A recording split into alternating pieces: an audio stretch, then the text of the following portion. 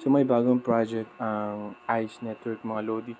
Ito yung process, okay? Same process pa rin. Katulad ng Sunwave.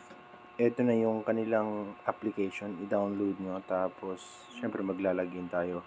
Or sign up. Kasi wala pa tayong account dito.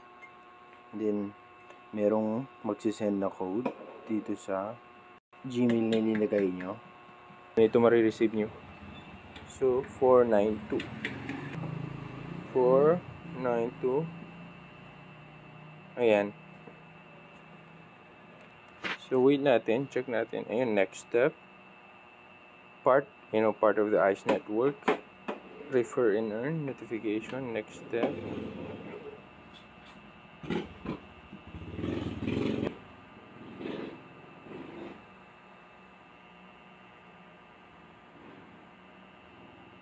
Ayun. So, your current balance is 2,000 SOS. Complete. Pare-parehas yung style nila. Okay. Alam na nating galing sa ICE network kasi makita nyo, same lang din.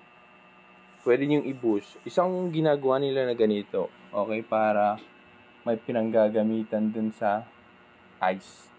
Kasi every time mag-boost ka, kailangan mo ng ICE para ma-boost mo. Okay, ma-burn yung ICE na gagamitin mo. So, maganda din to. Kasi maganda din naman silang nagpa-airdrop sa ICE nung una, okay? So, meron pa atang inaantay na isang project para sa ICE network. Tapos, check lang natin. Wala namang masama, okay? Kasi nung una, maganda naman yung team. Medyo nagkagulo lang nung una. Pero nagpa-airdrop at least nagpa-airdrop pa rin sila, okay? So, ayan. So, hanggang level 3, pero mag-send ng ICE na 5,941. Kung paano mag-send ng ICE sa OKX or sa ibang exchange, meron akong video dyan sa Sunwave kasi pare-parehas lang naman or dun sa Callfluent, okay? So, ayan mga Lodi, kung gusto nyo mag-join dito sa SOS, link nasa baba.